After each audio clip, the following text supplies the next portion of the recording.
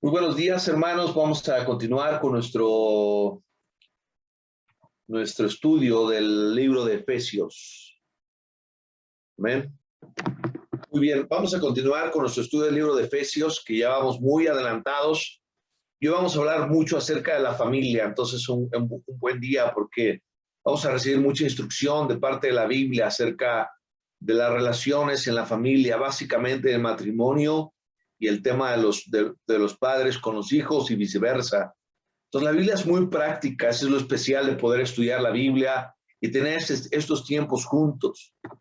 Y bueno, recordar siempre nuestro tema, la idea es siempre recordar por qué decidimos como iglesia estudiar esta carta de Pablo a la iglesia en Éfeso y que la escribe a los efesios. Y es el tema principal de este libro es la gloria en la iglesia. Deseamos amar y apreciar nuestra iglesia, queremos cuidarla, queremos protegerla, queremos construirla, queremos ser ese cuerpo de Cristo, ese templo en el cual Dios vive, queremos ser esa familia de Dios, ¿no? Donde nuestro Padre gobierna, donde Él tiene la autoridad sobre nosotros. Y queremos reflejar la gloria, como también lo dice Efesios, ¿no? Gloria a Dios en la iglesia, que pueda hacer muchísimo más de lo que nosotros pensamos. Lo que deseamos es construir una iglesia pilar que sea de bendición para otras iglesias. Una iglesia donde las personas puedan encontrar a Dios también, puedan encontrar dirección y un lugar donde puedan vivir su cristianismo. Ese es el deseo, ese es el propósito. Y durante varias semanas, las últimas clases, hemos estudiado acerca de cómo debe de ser nuestra vida en la iglesia. Nosotros debemos reflejar la gloria de Dios en la iglesia. Tenemos que con nuestra vida poder reflejar lo que Dios puede hacer. Y hoy vamos a ver la parte 3, nuestra nueva vida en Cristo y nuestra vida en la iglesia, parte 3, es decir, son instrucciones que Pablo da a la iglesia de cómo debemos comportarnos, cómo debemos de vivir, cómo debemos conducirnos. Y hoy habla mucho acerca de la familia, pero también habla mucho acerca de ese paralelismo que hay entre el matrimonio y la iglesia con Cristo, ¿no? Entonces, vamos a aprender esta mañana algunas cosas prácticas para nuestra vida. Entonces, vamos a comenzar leyendo Efesios capítulo 5, versículo, aquí tengo un detalle, denme un momento, por favor. Voy a dejar de compartir.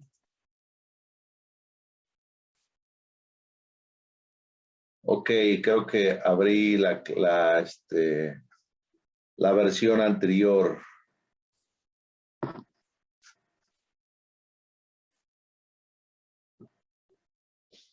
Muy bien, vamos a esperar tantito para arrancarnos. En Efesios 5, en el versículo 22, vamos a comenzar, hermanos, para que tengas oportunidad de buscarlo en tu Biblia y puedas tenerlo ahí listo a la mano, ¿ok?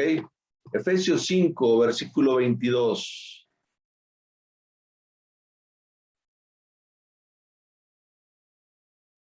Efesios 5, versículo 22. Amén. Ok, ¿estamos ahí? ¿Estamos listos? Vamos a comenzar entonces. Dice así la Biblia: las esposas deben estar sujetas a sus esposos como al Señor, porque el esposo es la cabeza de la esposa, como Cristo es la cabeza de la iglesia, la cual es su cuerpo, y Él es también su Salvador. Pero así como la iglesia está sujeta a Cristo, también las esposas deben estar en todo sujetas a sus esposos. Esposos, amen a sus esposas como Cristo amó a la iglesia y dio su vida por ella.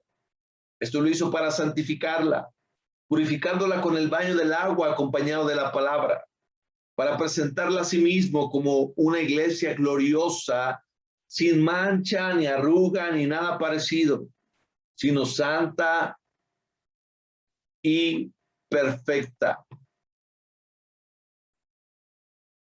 De la misma manera deben los esposos amar a sus esposas como a su propio cuerpo. El que ama a su esposa se ama a sí mismo, porque nadie odia su propio cuerpo, sino que lo alimenta y lo cuida como Cristo hace con la iglesia, porque ella es su cuerpo y nosotros somos miembros de ese cuerpo.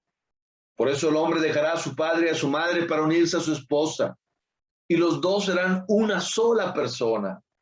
Aquí se muestra cuán grande es el designio secreto de Dios, y yo lo refiero a Cristo en la iglesia y la iglesia. En todo caso, que cada uno de ustedes ama a su esposa como a sí mismo, y que la esposa respete al esposo. Básicamente la Biblia nos habla acerca del matrimonio. Y hay mucha dirección y hay mucha instrucción acerca de cómo debe ser un hombre con su esposa. Y esto fue algo revolucionario, así como la Biblia es revolucionaria en muchas cosas, porque tú sabes que el trato, la posición de la mujer en los primeros siglos no era una posición que le daban mucho valor. Y aquí Cristo está llamando, está exhortando a los esposos a amar, a dar su vida por su esposa, a darle el lugar correcto a su esposa. Al igual que en el primer siglo, hoy en día también existe un tema muy importante y muy preocupante en nuestra sociedad, que es el divorcio. Muchas personas se casan, pero se mantienen muy poco tiempo juntos. Obviamente, esta es obra de los deseos, tal vez de la carne, el no saber llevar a veces una relación, el poder a veces tener muchos conflictos, tener muchas discordias. Y a veces la gente empieza bien y termina mal. Y es difícil ya encontrar matrimonios que prevalecen, que duran, que se mantienen por años. El matrimonio en la mirada de Dios es algo muy poderoso, muy especial. Hoy el matrimonio, a veces las personas cuando se casan ya no los felicitan, sino a veces hasta les dan el pésame, ¿no? O sea, en broma o en cotorreo, pero realmente ya lo ven como algo que pareciera complejo, difícil. Las personas ya no quieren casarse. Pero esta es una perspectiva bíblica acerca del matrimonio, es decir, puede haber una buena relación. Los matrimonios pueden mantenerse, pueden tener muchos beneficios si seguimos el plan de Dios que está escrito en la Biblia. Por eso la Biblia es un libro práctico, porque nos da mucha instrucción acerca de diferentes áreas de nuestra vida. Cada quien puede tener una idea acerca del matrimonio, de cómo tener un buen matrimonio, de cuál es el rol de cada uno, pero este es el plan perfecto. Dios nos creó, Dios no se equivoca, Dios es perfecto. Y Dios dice cómo debemos de ser cada uno de nosotros. Entonces, amigo que nos estás acompañando y hermano, nosotros podemos entender la relación correcta en el matrimonio cuando entendemos la relación de Cristo con la iglesia. Si quieres entender claramente cuál es nuestro rol, cuál es nuestro papel y cómo debemos comportarnos cada uno de nosotros en nuestro matrimonio, hay que entender primero la relación de Cristo con la iglesia. Pero es importante poder estudiar y conocer la Biblia. Cristo representa al esposo y la iglesia a la esposa. Y nos muestra claramente en un resumen, pero lo podemos ver a lo largo de la Biblia. Cristo es cabeza de la iglesia, tiene un rol de liderazgo. No tiene un rol machista, tiene un rol de liderazgo, y el tomar el liderazgo y saber dirigir no es algo fácil, es algo complejo. Es algo que implica mucha sabiduría y mucha responsabilidad. Es buscar el bien de las demás personas, es tomar buenas decisiones, es poder guiar de forma espiritual a nuestras familias. Cristo es la cabeza, Cristo nos guía, Cristo nos dirige, Cristo nos instruye, Cristo nos encamina, pero Él es perfecto, Él nos guía por el camino adecuado, por el camino que nosotros necesitamos. Y nos muestra y nos habla de algo tan importante que debemos desarrollar como hombres en el matrimonio. Cristo amó a la iglesia y dio su vida por ella. Cristo ama a la iglesia. Nosotros estamos aquí porque Cristo nos amó. Nosotros somos la iglesia. Y Él nos ama y nosotros nos equivocamos y nosotros fallamos y nosotros a veces somos muy cambiantes, pero Él nos ama. Él nos amó de tal forma que dio la vida por nosotros. ¿Y cuál es el deseo? ¿Cuál es el objetivo? ¿Cuál es el propósito de Cristo? Nos purificó. Nos purificó, y eso significa cuando dice con las aguas, en la escritura cuando hablaba de las aguas, Él nos purificó en el bautismo, hermanos, para presentar a la iglesia gloriosa, sin mancha, ni arruga, ni nada parecido, sino santa y perfecta. Ese es el deseo de Cristo. Eso es lo que Él quiere de su iglesia. Y ese es el ejemplo más claro que nosotros podemos tener para hacer un paralelismo en nuestro matrimonio.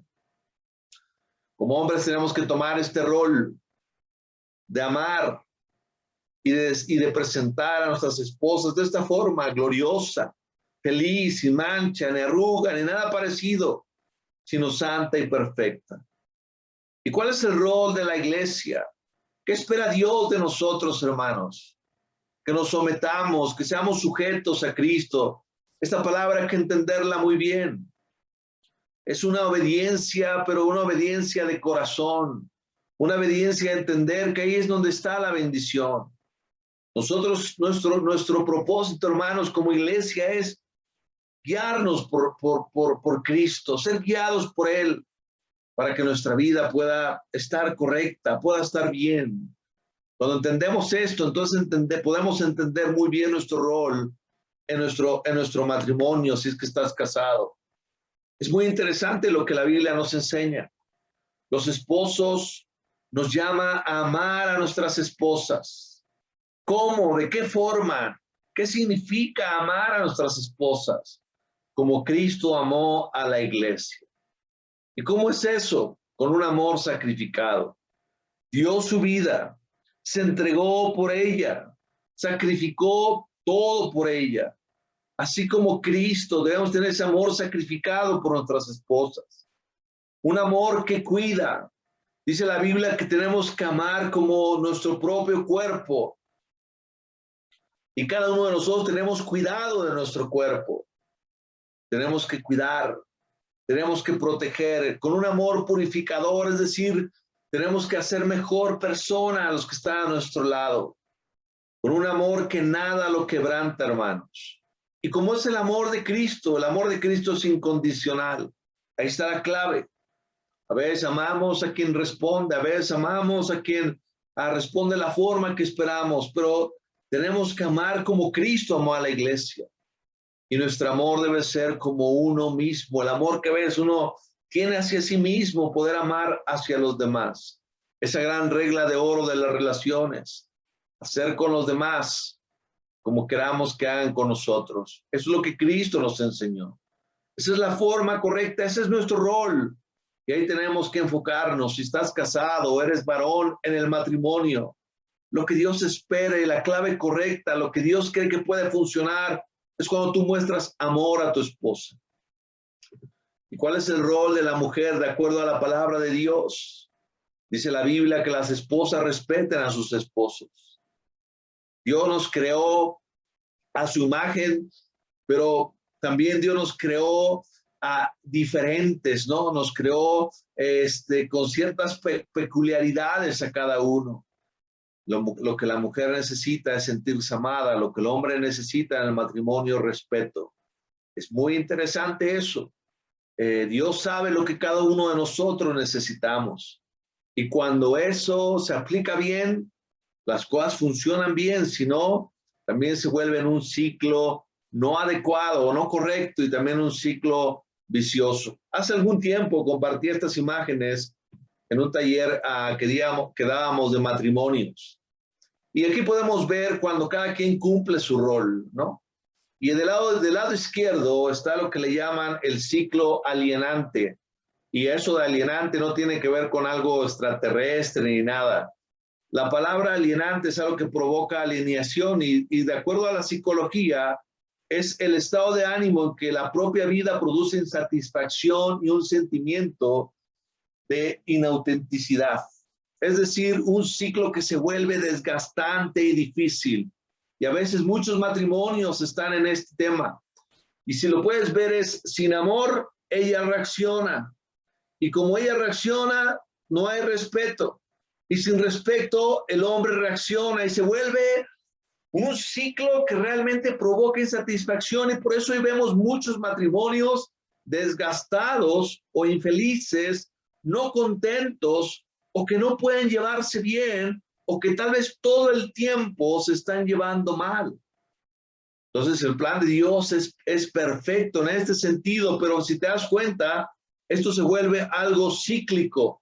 La persona no se siente amada, entonces no te sientes amada, no te sientes motivado a respetar, no te sientes motivado a respetar, entonces reaccionas sin amor, y entonces se vuelve un tema muy complejo, como dice este término psicológico, en un ciclo alienante, un estado de ánimo que produce total insatisfacción.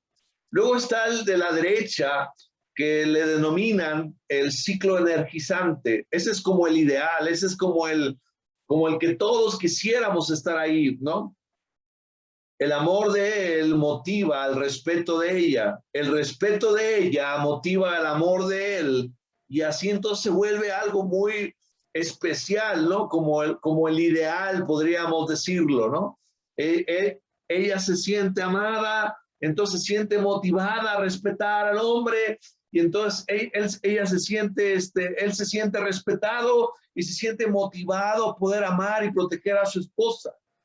Pero díganme cuántos de ustedes que están casados, esto es como el ideal, o cuántos de nosotros vivimos en esto. A veces no es así. Quisiéramos que fuera así todo el tiempo. Ese es como el plan de Dios. A veces puede ser que uno de los dos se esfuerce y el otro no. Pero entonces este que está aquí adelantito, ese es el ciclo gratificante.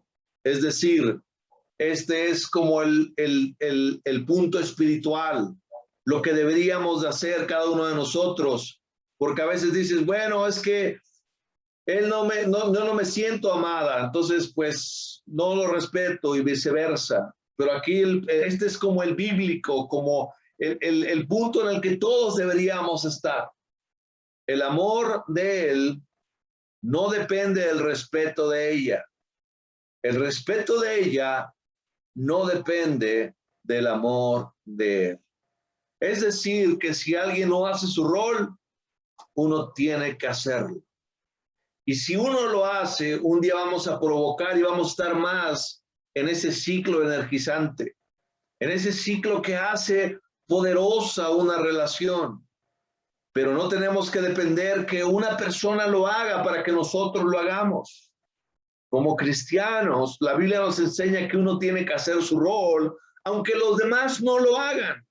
Y si uno se mantiene haciendo su rol, va a provocar, va a influenciar a la otra persona.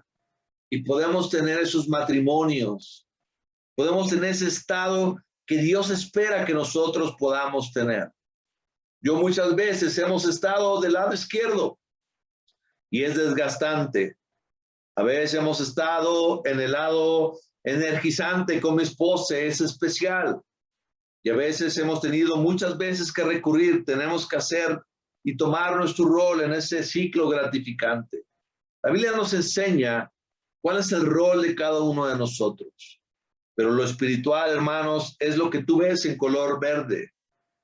Nuestro amor no depende del respeto que ella te pueda tener, y viceversa. El respeto de ella no depende del amor de él. Eso es algo que tenemos que tener en nuestro corazón. Dice la Biblia en el versículo 31, por eso el hombre dejará a su padre y a su madre para unirse a su esposa, y los dos serán una sola persona. Así se muestra cuán grande es el designio secreto de Dios. Y yo lo refiero a Cristo y a la iglesia. Bueno, aquí hay algo poderoso también. Dice la Biblia que el hombre dejará a su padre y a su madre para unirse a su esposa, y los dos serán una sola persona. Eso es lo que la Biblia nos enseña, la fuerza del matrimonio desde la perspectiva bíblica. Si estás casado de acuerdo a la perspectiva bíblica, eres más fuerte, porque son uno con la fuerza de dos. Y me hace pensar en lo que dice Eclesiastés 9, versículo 11. Más valen dos que uno, pues mayor provecho se obtiene de su trabajo. Y si uno cae, el otro lo levanta. Pero hay de aquel que cae estando solo, porque no habrá quien lo levante. Además, si dos se acuestan juntos, uno a otro se calientan, pero uno solo, ¿cómo va a entrar en calor? Uno solo puede ser vencido, pero dos podrán resistir. Además, la cuerda de 3 hilos no se rompe fácilmente. Somos uno con la fuerza de dos. Esa es la visión de Dios en el matrimonio. Es decir, si te unes, si entendemos ese concepto bíblico en nuestra vida, entonces mayor resultado obtendremos de nuestro trabajo, hermanos. Cuando uno cae, el otro lo puede levantar. Ese es el plan de Dios. Por eso el estado de matrimonio es un estado especial cuando lo vives de acuerdo al plan perfecto de Dios. Uno puede tener frío, pero el otro lo puede calentar. Uno puede ser vencido, pero dos pueden resistir. Entonces, con esta idea en el corazón, tenemos que ser uno con la fuerza de dos en las pruebas. Es más fácil pasar las pruebas juntos que uno solo. Uno con la fuerza de dos en la oración. Imagínate qué poderoso sería un matrimonio orando por sus hijos, un matrimonio orando por las finanzas, un matrimonio orando por las necesidades, un matrimonio orando por su familia. Uno tiene un impacto, pero dos, dice la Biblia, que cuando dos se ponen de acuerdo, ahí está Dios. Sería un hogar donde Dios vive. Uno con la fuerza de dos en la educación de los hijos. No cada quien por su rol, no cada quien por su camino, sino uniendo las fuerzas para guiar a nuestros hijos en estas edades claves, en eso que construimos en ellos hacia el futuro. A veces trabajamos por nuestras cuentas o a veces lo dejamos solamente a una parte, a un participante del matrimonio. Pero la visión de Dios es que somos uno con la fuerza de dos. Y así tenemos que vernos. Cuando somos uno no hay secretos. Cuando somos uno no hay nada que ocultar. Somos uno mismo y todo lo de ella nos pertenece y lo de nosotros les pertenece también a nuestras esposas. Uno con la fuerza de dos en las finanzas, haciendo equipo. Ya sea que los dos trabajen, ya sea que uno trabaje, pero pueden hacer equipo. Uno con la fuerza de dos en los sueños para poderlos cumplir. Uno con la fuerza de dos en las dificultades para poder sacar de las necesidades a nuestra esposa, a nuestro esposo cuando está en algún momento difícil. Y aquí podrías ponerle muchas cosas, muchos etcéteras. Esa es la visión de Dios en el matrimonio. Eso es lo que Él quiere que nosotros desarrollemos. Pero también este es un punto para hablar de la relación de la iglesia con Cristo. Nosotros, hermanos, nuestra relación como iglesia con Cristo tenemos que someternos a todo a Cristo. Y otra de las cosas que yo aprendo de esta escritura es que tenemos que amar a la iglesia como Cristo amó a la iglesia. Y esa responsabilidad es de todos los que estamos aquí. Entonces, hay mucho material para los matrimonios en la Biblia. Amigos, si nos estás acompañando, quieres vivir un matrimonio de acuerdo a la voluntad, al plan de Dios, te invitamos a conocer la palabra de Dios. Te invitamos a ver los recursos. Y hermano, muchos de nosotros tenemos que recordar esas escrituras. A veces no las sabemos de memoria, pero a veces hay que refrescarlas. Y a veces hay que hacer un análisis en el corazón y pensar cómo estamos cumpliendo nuestro rol, cómo estoy viendo mi matrimonio, cómo estoy trabajando con mi esposa. ¿Somos uno con la fuerza de dos o somos dos, cada quien trabajando por su lado y tirando hacia sus lados? Hay que reenfocar el plan de Dios hacia nuestro matrimonio. Recuerda que Dios espera que nosotros como matrimonios seamos ejemplos para otros matrimonios que puedan acercarse a nuestro Dios. Amén. Más adelante, la Biblia nos habla acerca de los hijos con los padres. Dice la Biblia en Efesios capítulo 6, versículo 1 al 4. ¿Estamos ahí?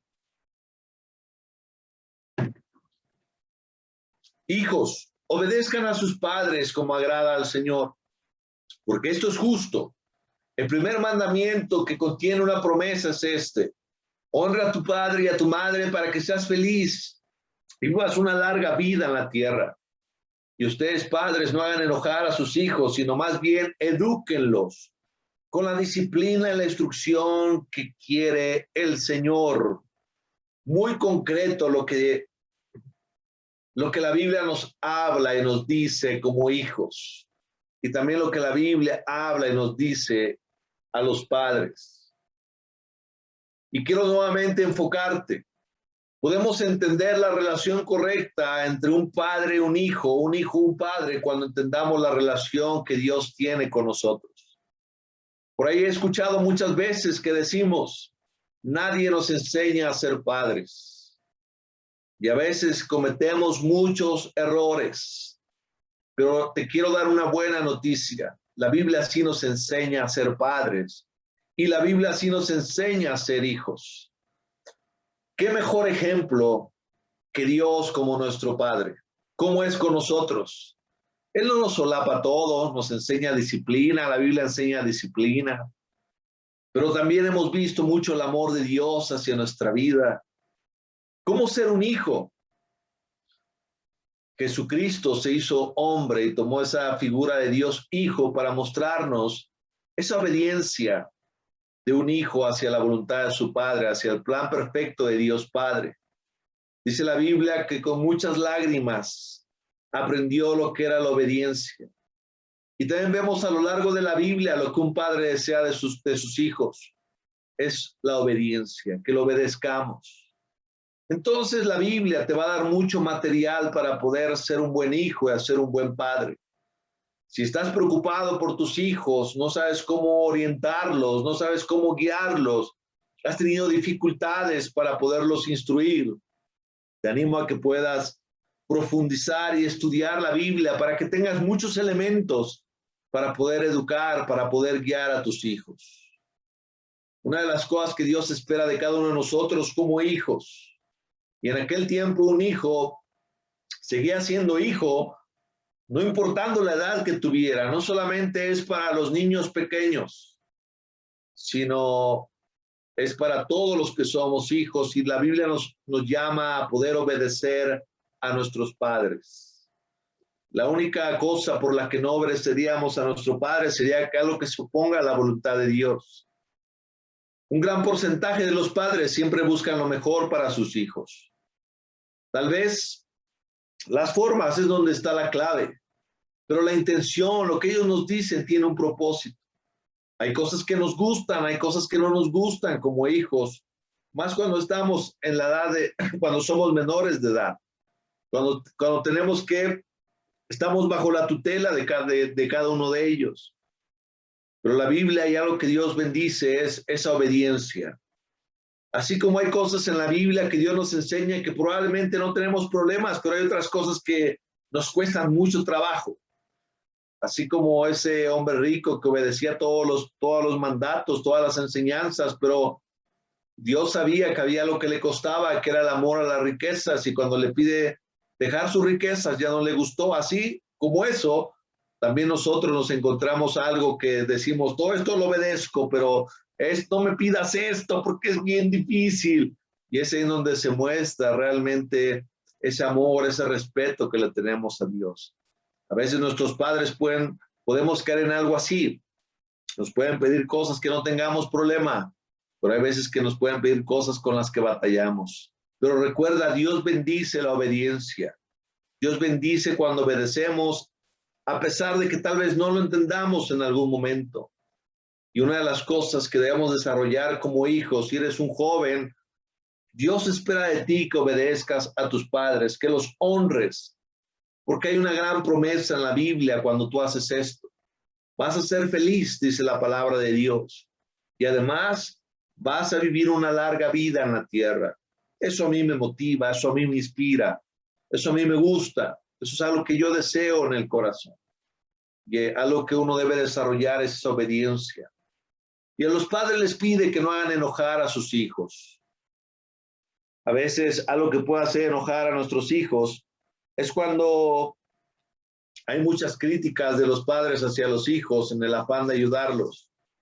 Algo que puede hacer enojar de los padres a los hijos es cuando hay regaños continuos, cuando solamente ven lo malo y no ven lo bueno, y a veces caemos en esos errores. Cuando la disciplina es demasiado estricta. A veces hay padres que quieren hijos perfectos y finalmente nadie es perfecto, y a veces hay una disciplina muy, muy estricta, y eso puede volverse muy cansado, puede volverse muy desgastante hacia algún joven o hacia los hijos. Y algunas veces también cuando los padres quieren tener el control total sobre la vida de sus hijos.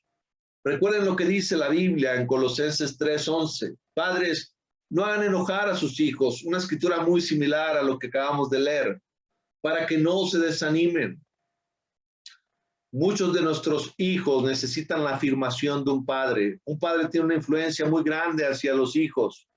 ¿Y sabes cuánto impacto tiene cuando un padre sabe animar a su hijo?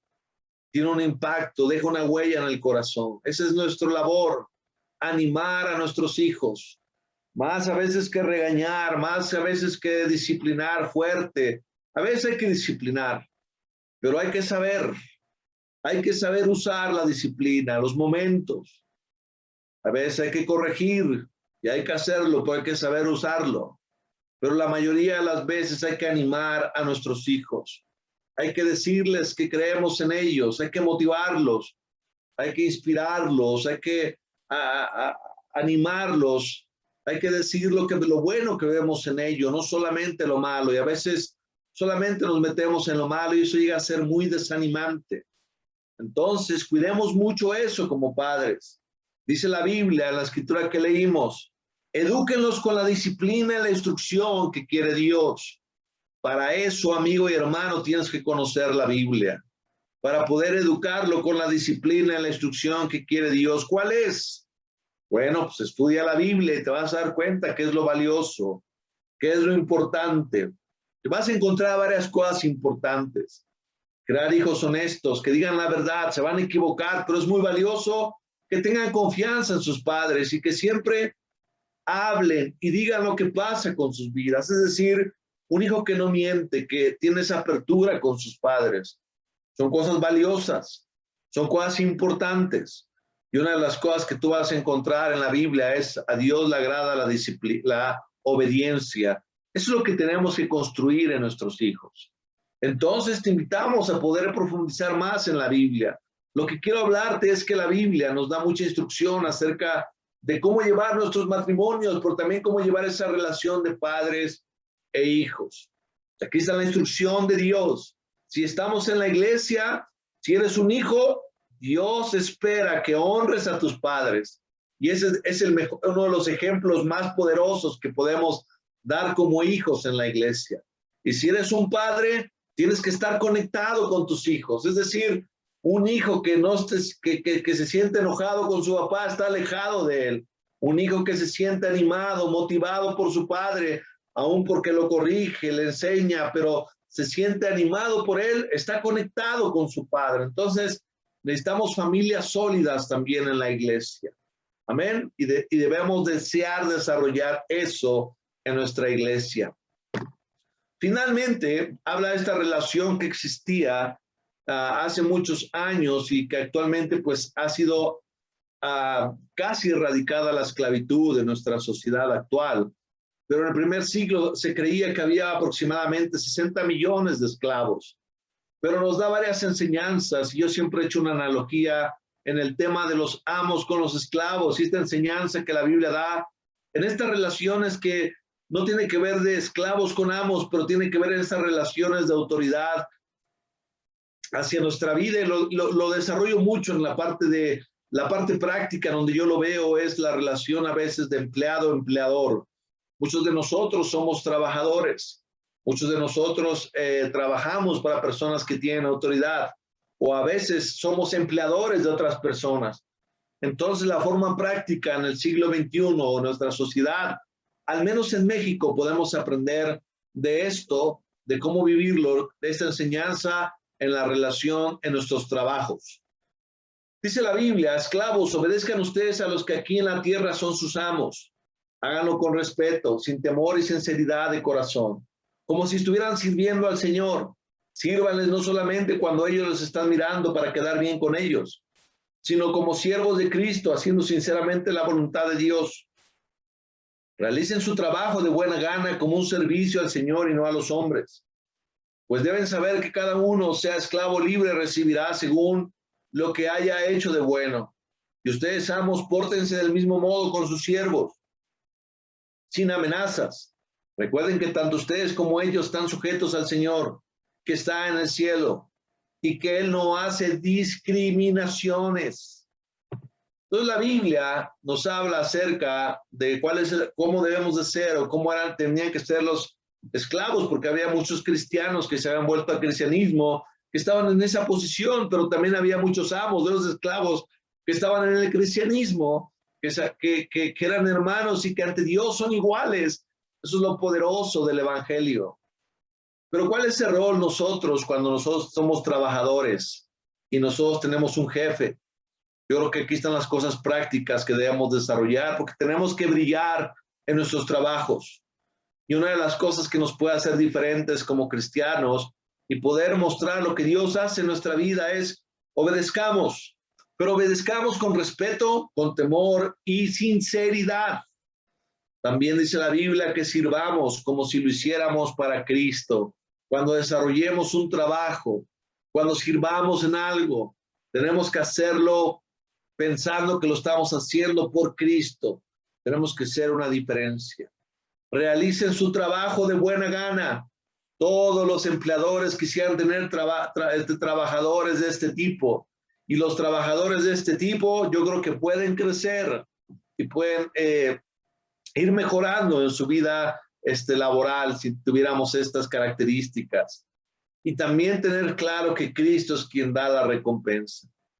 Y si eres un empleador, que tenemos personas que tienen sus negocios, debemos de tratar a todos por igual, porque para Cristo, para Dios, todos somos iguales. No hay distinciones, no hay discriminaciones. Para Él, recuerda algo poderoso: no hay clases, no hay colores, no hay nada de eso. Para Él todos somos iguales.